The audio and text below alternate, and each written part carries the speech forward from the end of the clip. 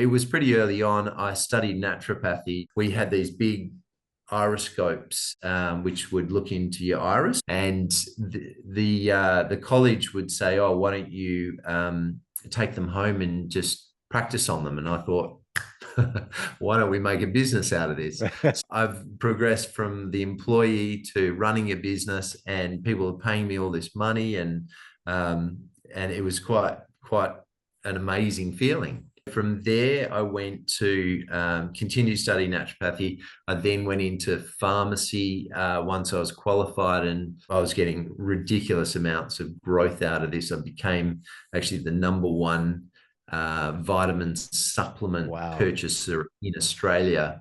Welcome to the CoachMD podcast. I'm Dr. Charles Glassman, bringing you 3 decades of experience as a physician and a coach. Join us as we navigate the maze of medical advice with real-life stories, empowering you to take charge of your health. In our That Happens segment, guests share transformative experiences, reminding us that we're all human and not just patients. So get ready for a journey into healthcare reimagined, where empowerment and discovery pave the way. Hey, it's Dr. Charles, aka CoachMD. In my over 30 years of medical practice, I made it my goal to help people create strong minds, healthy bodies, and unshakable spirits. And that's why I launched the CoachMD podcast, to introduce you to people who sometimes, despite doctors' recommendations, honestly, they've gone in and tried to elevate their own health and actually get more well and more healthy than any doctor could help them get to. Because unfortunately, most doctors in the United States are more disease focused. It's more of a sickness model. So when somebody will only go to the doctor for being ill, being sick, when really most of the doctor's visits in my over 30 years of practice, I noticed that most doctors' visits are because of one or two things, either mental health or behavioral health, emotional issues, or it's just a matter of lifestyle choices. And that's all. I mean, those two things. And those are the majority of doctor's visits. So what are causing those emotional issues? Well, a lot of times those issues are caused by worries about money, about health, whether there's ill health or not, or relationships. And those cause a lot of emotional issues. But also these lifestyle choices that derail us, they cause so many illnesses, the foods we choose to eat, the lack of exercise. And so I like to have on my program, my podcast, people who are passionate about all of those things and trying to figure out ways to stay healthy. Again, sometimes despite the conventional wisdom of Western medicine. And my guest today is, I'd say, the star of that, okay? Because he's done so many different things to approach this, both, from financially, from mental health, mindset, through lifestyle, and helping others to create that. So, Nathan, thank you for coming on the podcast today.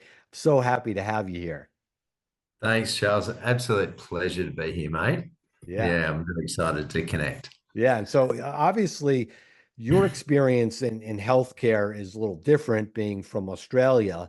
But we're all people and we all experience life and we all have our ups and downs in life and things that motivate us. And, I know you've had a really interesting path, and I'd like you to kind of start with, maybe start with what got you on the business path, because your business path led you to being on Shark Tank in Australia, and I think that that's a good kind of launch point to where this where this journey is taking you, and for my audience.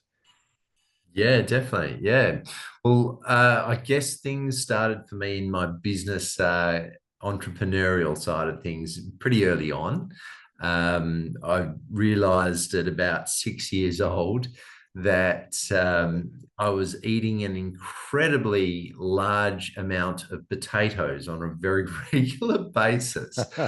And kind of works out pretty quickly. That was because a single parent and potatoes pretty cheap. So we had them every night for many, many months, and got a bit sick of it. So I realized that there wasn't sort of much future in potatoes or in my diet unless I made some actual active progress to change our finances. So at 6 years old, I remember I went to visit my cousin, and he lived in the country. So I stayed on his farm for a week. And I remember saying to him, "Hey, Jerem, mate, I don't want to see another potato over the next week while I'm here. Why don't we set up a business and let's start making some money and be able to afford some other food? Because seriously, no more potatoes." Yeah. So he said, "Yeah, that sounds cool. I want to make some money too." So as a sort of 6-year-old, you don't really know, that you're not particularly skilled in life or things. So we looked around the farm, and we realized his dad loved beer, and there was lots of beer bottles all over the farm, and these little beer caps. They look like money. So we thought, as you do as a 6-year-old, let's make some money. We thought making money involved actually physically making money. Yeah. So we got a permanent texture, and we wrote 20 cents onto the bottle cap lids and sat there sort of looking at it, thinking we'd done quite well. And then after a little while, it sort of dawned on it, well, I don't know that we're going to be able to spend this. So maybe we have to go back to the drawing board and sit and work out how we can make some money. So after that, we put our heads together, and we sort of said, "Oh, look, what are we good at? Maybe we can find what we're good at and bring it into a business." So I said, "Jerem, what are you good at?" And he said, "Oh, I don't know. I can kick the footy pretty well. I'm pretty good at footy." And then we sort of thought, well, how do we monetize? Now, what's footy, Nathan? Just for my American audience. That's okay. Yeah. Yeah. So anything in Australia is shortened. We shorten all words. Football. Yeah, that's what I thought. Okay. Australian rules football. So that's a very strange game that only us Australians play. Yeah. But yeah, we couldn't work out a way of making money out of his football skills. And so I said, "Look, I can make paper airplanes. Why don't we make a bunch of paper airplanes and see if we can sell some? Because I'm sure someone would want to buy a paper airplane." So we set up a little trestle table by the side of the road in the middle of the country, in small town, in the middle of nowhere, basically. And we waited for our customers to start queuing up. And it kind of, we were sitting there for about an hour and a half went past, and nothing, not even a car driving past. We were that remote. And it dawned on me. I said, "Jerem, I've got it. I know what the problem is. We don't have a big enough bucket to put all the cash in. That's what's holding us back right now." So I love it. He took off back to the back of the farm, found this wheelbarrow, emptied all the manure out of it, and brought it back into the to the business. And he said, "We're ready to rock and roll." So we sat there for another 2 hours. There was 2 cars that came past, and over that time, none of them stopped, which we thought was quite rude. And but we got a lot of lessons out of that. We learned that apparently you need human beings and customers to be around at the time if you want to sell something. And a bit of signage wouldn't have gone astray to let people know we're actually selling them. So that was where it all started. And then after that, that was the motivation. That was unfortunately quite an unsuccessful business. But after that, we moved forwards into some other areas. And now over the last 43 years, I've started and run 15 different businesses. Yeah, I love that. And I want to talk about that. I just want to point something out because, you know, a lot of people have, a challenge with, money. You hear the sounds like the sayings, money is the root of all evil. And in certain practices, people will quote, Christianity and say that, Jesus had some, sayings about, getting to heaven. Rich people, will have as Yep. much success getting through the eye of a needle, where when that's misquoted and it's misunderstood. And so people kind of have this feeling about money, Mm. when I know that we know, and I'm gonna can't wait to talk more about, how you progressed from selling paper airplanes. But you learned early on that money is necessary. Money is the currency of our earth. So Mm. it's how we say thank you to somebody for doing Mm. something that's delivered. That's how we say thank you. And Yes. it's and we need money for food, clothing, and shelter. I always I tell my children, I said, you could have pie in the sky dreams. That's great, but you need to be grounded. You need to be Hmm. able to be independent and be able to afford food, clothing, and shelter without any stress of those things. And you need to do that in order for you to move forward. And I came up with this idea, and I love what you said about what are you good at, because that's a stumbling block for so many people, to understand. And I came up with this idea of the formula of P's a few years ago, which was purpose, passion, perseverance. And so you take those three, and people say, well, I don't know my purpose. I don't know. Your purpose is kind of what your God-given gifts are, what you've been born with, what are your strengths, like you said. And so in order to create profit, you need people, like you said, customers. So if you want to create a profit that's a feel-good profit, then you're going to take your purpose, your passion, your perseverance, and put that upon a few people, maybe one or two people, and you're going to get that satisfaction, that sense of profit internal. However, if you want to turn a financial profit, you take your purpose, passion, and perseverance, and the more people who are saying thank you for what you're delivering to them, the more money, the more profit you're going to make. And there's nothing bad about that, because you could No, do no. wonderful things with that. So I just wanted to point that out, because I've thought a lot about this over the years, especially in my medical practice, believe it or not. Like I said in the opening, is that money issues, I mean, that creates so much stress and illness. People coming into over the years being sick over those things. So yeah, I just wanted to point that out.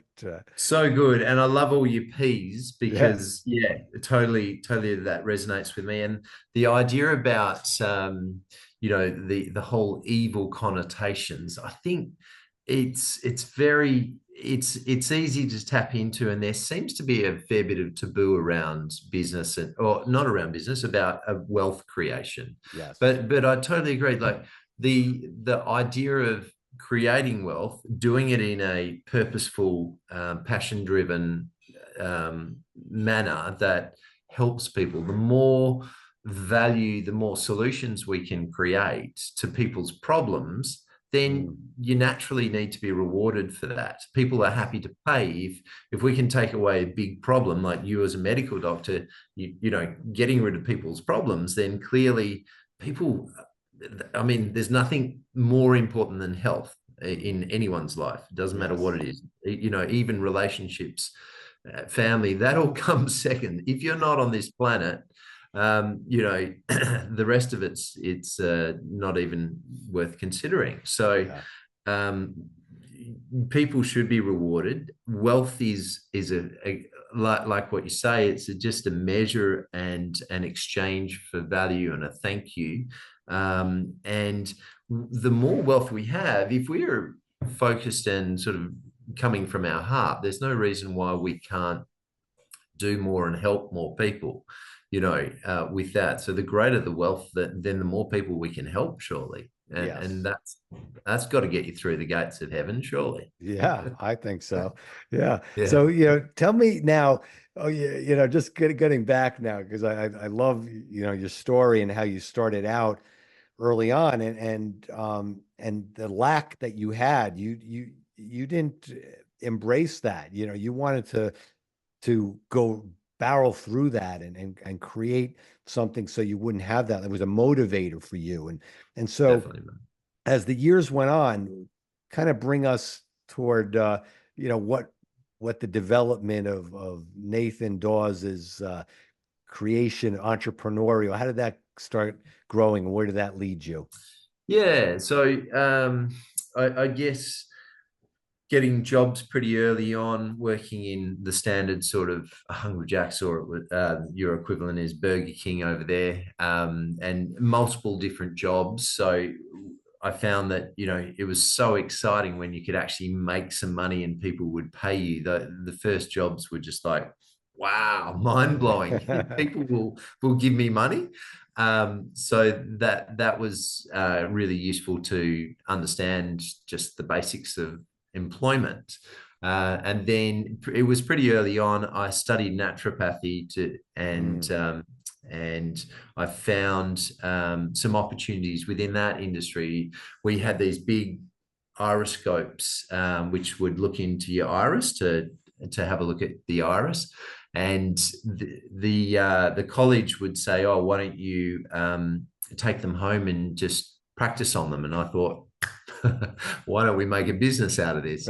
So they were providing us these multiple $1,000 machines. And so I took it down to a local market, and set up a little consultation booth and started making money out of it, and did really, really well. And I thought, wow, this is incredible. Now I've progressed from the employee to running a business, and people are paying me all this money. And it was quite an amazing feeling.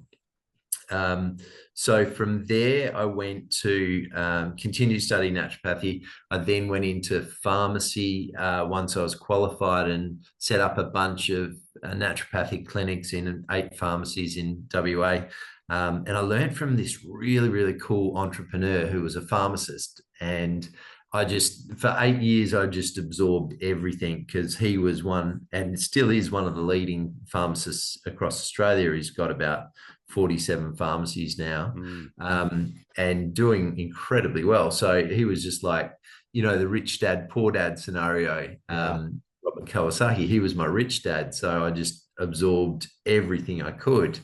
And then I got to a stage where I started a little side hustle, which was a health shop in the markets on the weekends. And I set up this health shop while I was still working in the pharmacy, and it just went mental. It exploded, and I was getting ridiculous amounts of growth out of this. I became actually the #1 vitamin supplement purchaser in Australia, out of the 2 top brands, 2 biggest brands in Australia.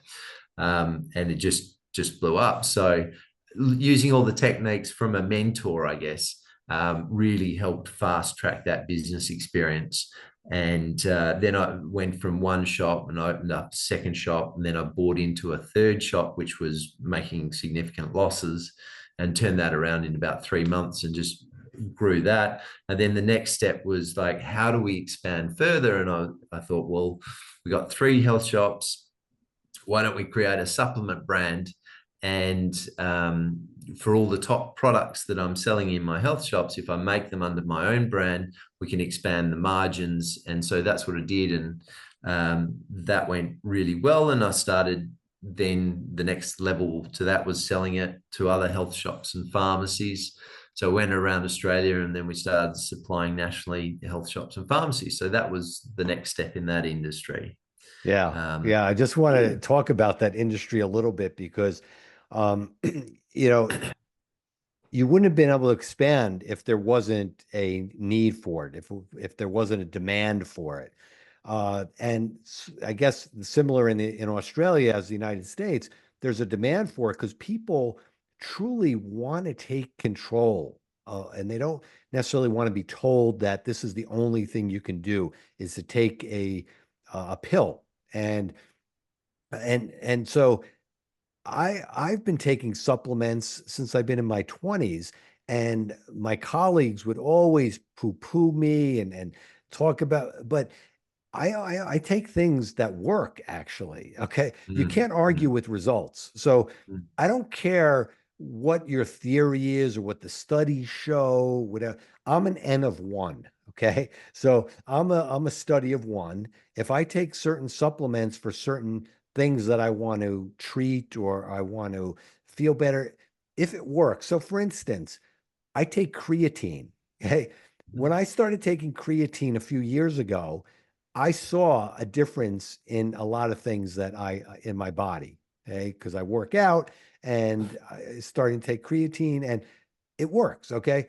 There are certain things. So for the conventional doctors that, those things don't work. Okay, if they don't work, then why do the oncologists and the radiation oncologists tell people that if you're getting chemotherapy or radiation therapy, stop your antioxidants? Well, if they don't Yes. work, if they don't do anything, why do Yes. you need to stop them? Right? Yes. So they Yes. obviously are doing something, right? Yeah. And Yeah. so, so yeah, I just wanted, so obviously you were able to grow this because people were saying, thank you, Nathan, for providing these supplements that I want to either experiment on myself or try, or I've heard that they work for certain things.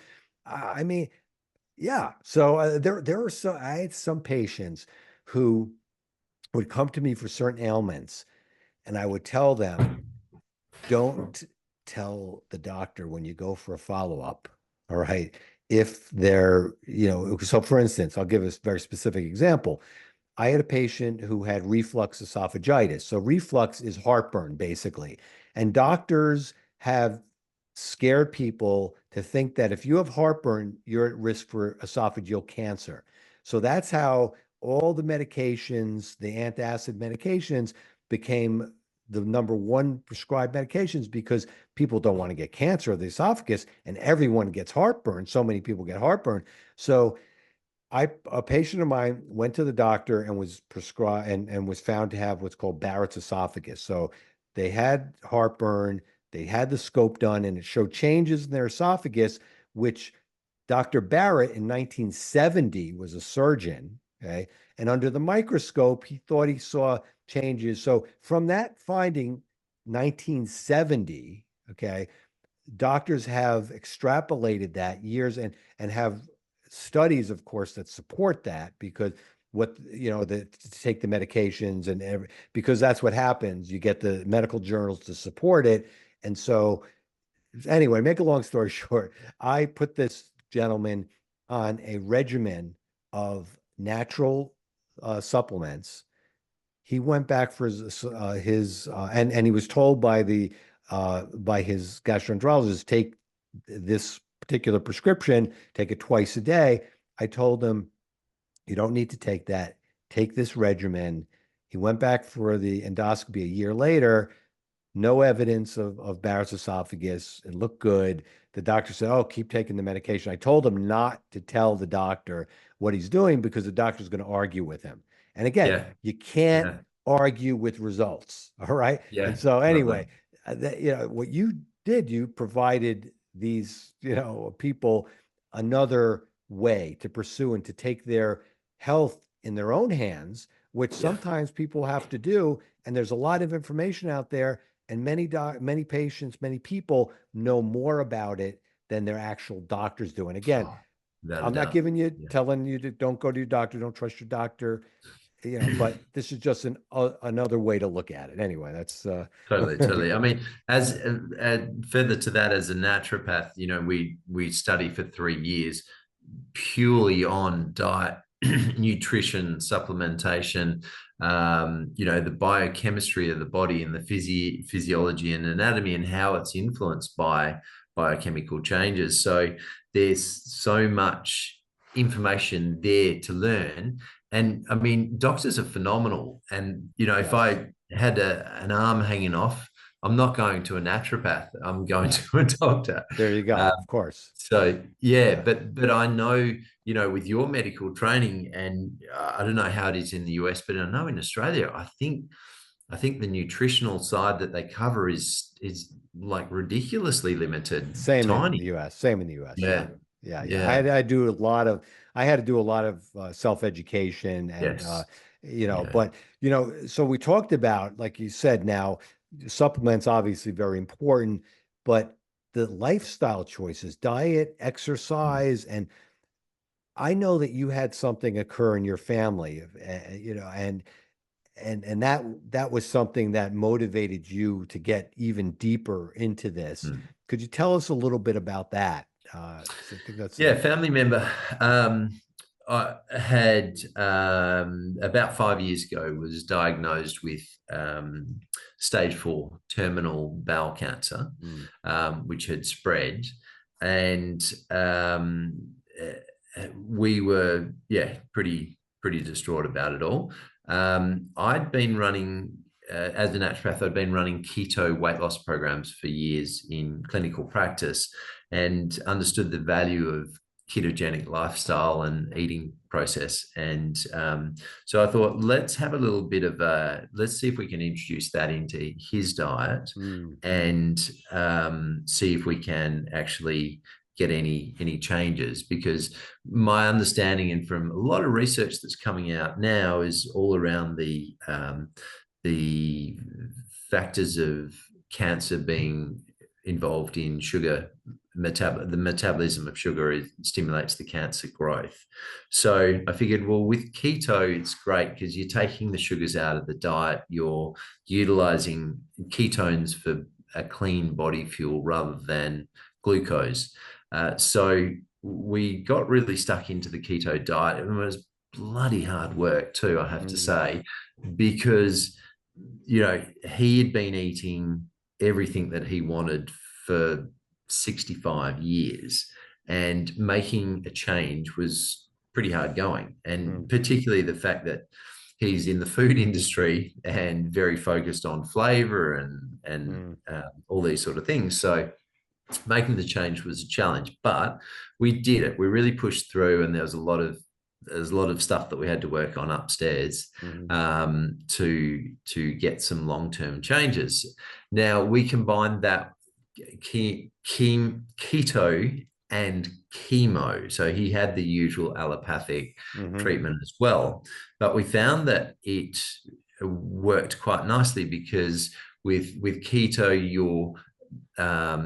you're taking away the sugar content, and then the cancer cells that thrive on sugar become weaker, so they can't live on keto. They don't thrive on keto. So the cells got quite weak, and then the chemotherapy came through and then just sort of knocked on the door of a very weak cell, and we got some amazing results with it. And the short of the long is that we were able to totally get rid of it, and it had some amazing impact, and he's now doing really, really nicely. So that's wonderful that there's a synergy that can be there if you allow it to be, and it's not one or the other. And in his case, we're not telling someone who has metastatic cancer to go on a ketogenic diet and take ozone therapy and supplements,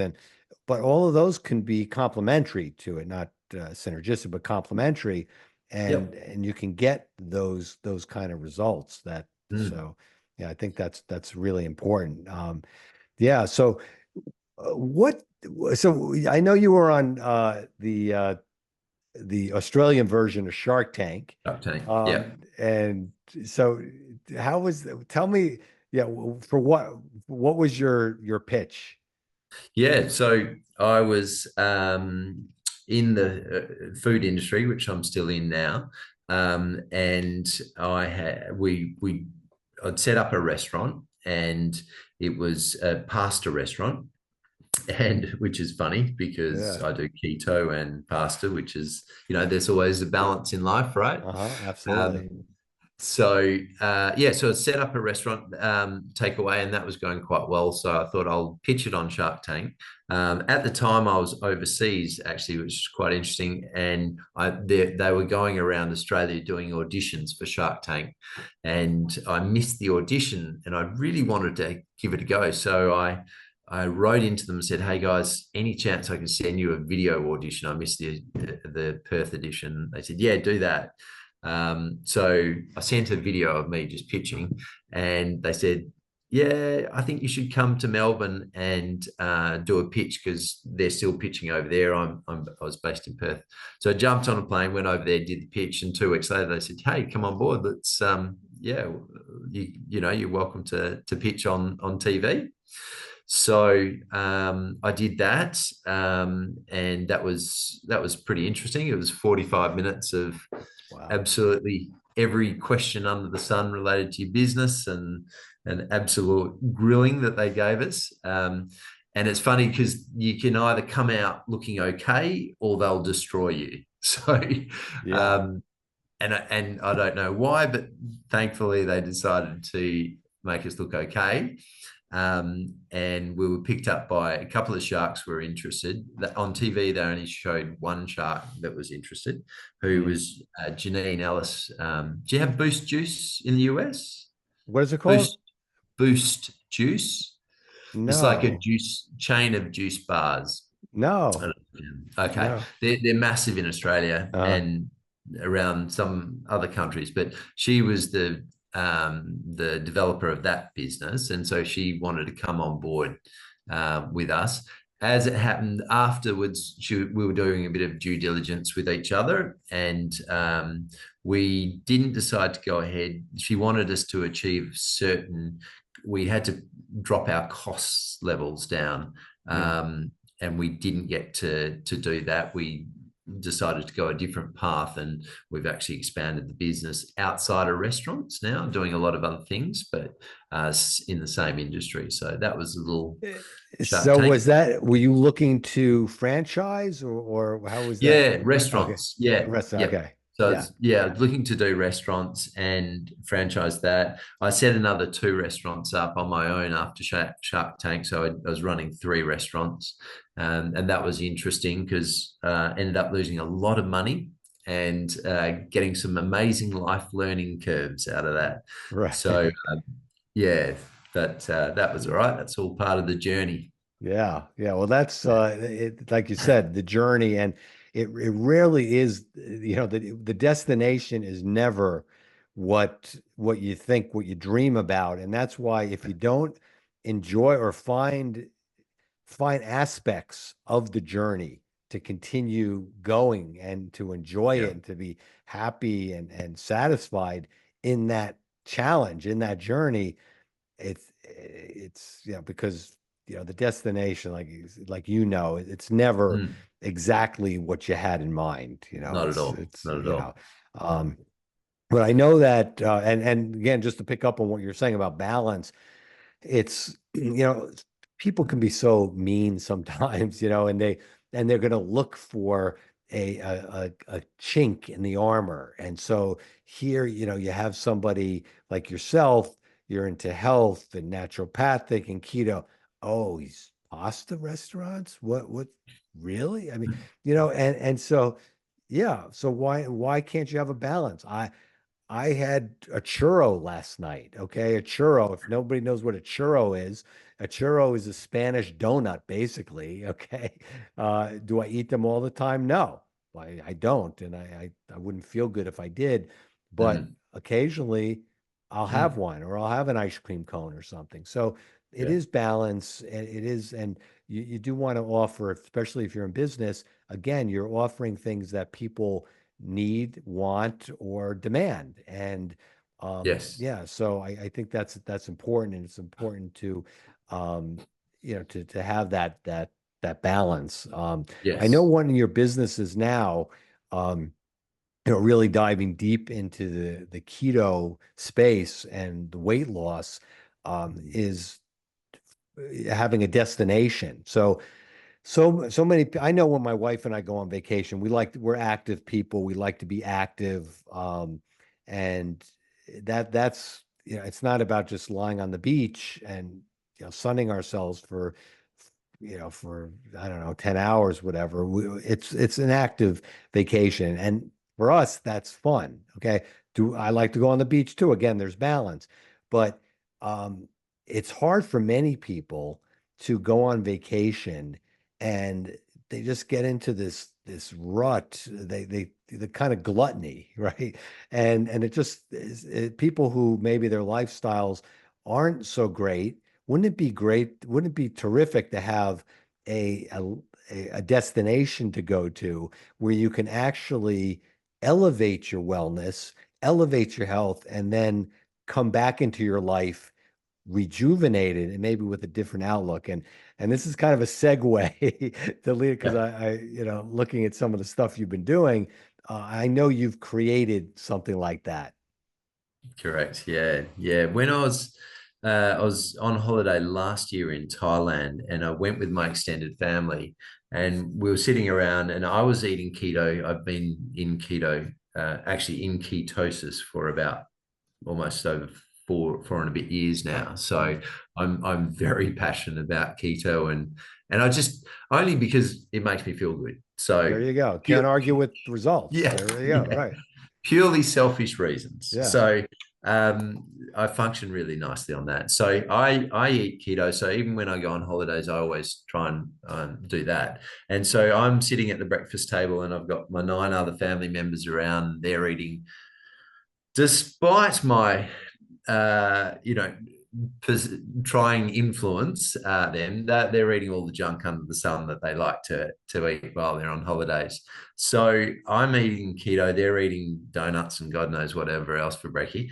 And I'm just sitting there thinking, wow, isn't it really good that you can actually eat keto if you focus on it, when you're away. And I thought, I wonder what this hotel's doing as far as the wellness side of things. So I had a meeting with their general manager, and I said, look, are you in the wellness industry at all? And first thing he says, no, but we'd sure like to be, because obviously it's quite a lucrative area for hotels to get into.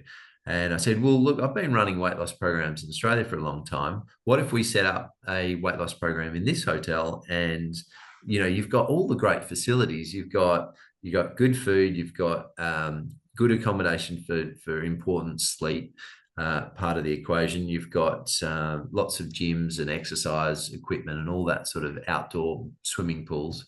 It'd be awesome. Why don't we set one up? And he said, yeah, that'd be really good. So I went back home and worked on a new business concept of bringing my weight loss that I run in clinical practice into the hotel. And then I went back to him and I said, we're ready to go. Let's get started. And he said, oh, hang on, there's a bit of red tape that we have to go through. We have to get this person on board and jump through this hoop and do this. And it's like, okay, I've got this cool concept. I'm ready to go. What should we do? And I thought, well, why don't I just tweak it a little bit and make it a plug-in structure that any hotel around the world can just utilize the concept. So they don't have to have any expertise in the system or any infrastructure other than what their assets already are. So I re-engineered it, and then I went to Bali in January, and I had meetings with 8 hotels, and 7 of them said, yep, let's do it. So there's like, wow, there's clearly a demand for this product out there. So we've just literally been, I sort of overcommitted. So it's like, yeah, we'll do it. So I had to cut it back a little bit. So we're just working on a couple of hotels to start with. And we've just literally launched 2 weeks ago in the first hotel. So is that in Bali or in Thailand? That's Bali. Right. Yeah. Wow. It's good because it's on the same time zone, so we can, manage the rollout a little bit easier. Wow, that's awesome. It's exciting. It's very exciting. It's so much fun. I love the idea that you can just create anything. Like, we can just magic up whatever we want. And I just think, what would the ultimate be for me? Like, if I was to go to a hotel, what would I want to get out of it if I wanted to have a really healthy experience? And it would be, so now we work very closely with the restaurants, and we've adapted their restaurant menu to be keto, which isn't too hard. The only challenge with this first one is that they are vegan. So vegan keto is the next level of complexity. But yes, right. If we master this one, we'll be able to do any of them. Yeah. Interesting. Yeah. The challenge with vegan is, and this is totally an aside, but it has to do with the protein, the actual protein. Yes, you can get protein. I mean, definitely. I mean, obviously, there's a lot of plant proteins you get, but it's the type of protein that is not great for muscle building. Although you're going to get you're going to get a lot of Olympians, not a lot, but there are a few Olympic weightlifters who are vegan and who will argue this. But for the general public, it's hard to get the quality of protein for maintaining muscle, especially as you get older, from the plant source than than an animal source, or a whey protein, or a dairy source. So but that's great. That's really exciting. And I know you're the kind of person who, you're not working toward retirement. So, see, I'm so I quote retired from my clinical practice of medicine in 2019, November 2019. That was right before the pandemic. Okay. Right. That was a serendipity. And, I people who listen to my podcast, I talk about my faith in God and how that influences my life, and how, I don't think that was a coincidence that it just came about, that my practice, I was able to turn it over to somebody, younger at that particular time. But I'm not retired. I mean, I'm busy. I'm doing this, and I have a couple other businesses that I do. I always have a full plate. And, even when I was in practice and I was writing, and my patients would say, how do you find time? You have 4, at the time, young children, you have this family, practice.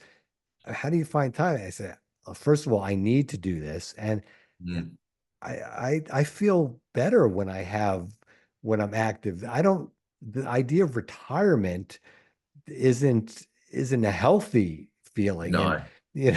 And so it's exciting to be doing things, and to be, like you said, creating things, and to be offering value to people.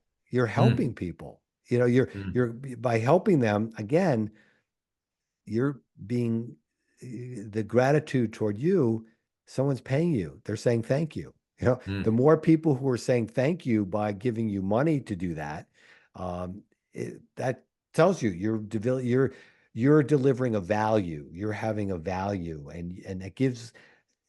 There's nothing greater, a feeling. And so I think that's great, Nathan. I love it. I'd love to see where this is going to go.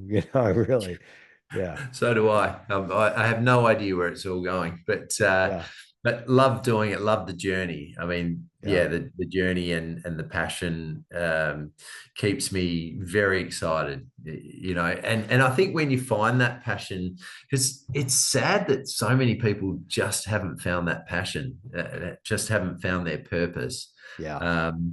And I always used to think purpose was all about, okay, what should I be doing for other people?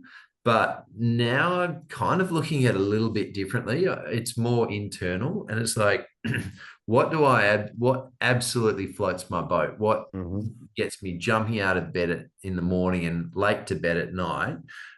What do I really, really passionately love? And then how can I use that to solve other people's problems? So it's just coming from a slightly different perspective, because I could, for years, I was working on purpose and trying to think, I should be doing stuff for other people. What is it? But nothing resonated with me. and now I've just flipped it to say what I'm really passionate about and how can I use that for helping other people. And it's a game changer as far as I'm concerned. Yeah, yeah. I Yeah. think, a lot of people, they get confused with the idea of, being selfish, but Mm, self-interested, when you're self-interested and you're introspective and you want to be the best person that you can be, it's only going to help other people. Okay. mm, So, mm, a lot of people when in my practice would come to me who are at retirement age and they're saying, "Oh, I'm retiring in 4 months." I say, "Oh, so what are you going to do in retirement?" I don't know. I'll volunteer. Yeah, well, I have news for you. It sounds good, but volunteering, you're going to be put in a structure that is going to have a boss. They're going to tell you what to do and how to volunteer. And guess what? You're not going to get paid for it. And you may be treated kind of not very nicely. So even though you may feel as though that's what you should be doing, and you may have, some feel, you know, is that really your purpose and passion? So you hit upon it early and we talked about it. If someone who's listening to this is saying, "Oh, I don't know what my purpose is, what my passion," I say, what did your teachers tell you in when you were 6 years old? Okay. Or what did you, when you were 6 years old or 10 years old, what were you good at? What came naturally to you? What was kind of just it with no effort? Start at that point, mm, and you can, by doing that, you'll be very surprised how you can find your passion, your purpose without, listening to what other people say you're supposed to do, or like you said, "Oh, I'm supposed to do this to help people." Right. mm, mm. It's kind of like the same thing as if you win the lottery. So many people say, "Oh, if I won the lottery tomorrow, I'm not going to be like those other greedy people. I'm gonna be so much different." Well, don't say that, okay? Because when you're just given that lump of sum of money, whatever, who knows what it's going to do to you? I mean, Sure. I'd like to think that it wouldn't do that to me, but I'm not going to judge somebody else, okay? Mm, So mm, anyway, that's just kind of an aside, mm, but I think it's mm. all good stuff trying to figure that out because it goes back to health and wellness, and if you're not happy with living your purpose or your passion, I mean, it's hard to really be healthy and happy and Yeah, well. yeah. Nothing else connects when when you're not aligned. Yeah, Absolutely. yeah. Yeah. But yeah, so Nathan, so thank you so much for taking the time to share your journey. It's a fascinating one, and I'm excited for you. And I definitely share some of the links of some of the things that you're involved in, especially the new one in Bali with the hotel. Sure. Thank you. And it's great to introduce you to my American audience, and hopefully I'll be introduced to your Australian audience, Right. Yeah. and Do we need a translator involved, or you I reckon we think can we're get through? okay. I think We're all we're good. okay. Yeah, Okay. we're good. Good. We're good. Lovely. Yeah. So Excellent. great. Thanks so much. And until next Thanks, time, Charles. I'm Dr. Charles, aka Coach MD, urging you to stay strong.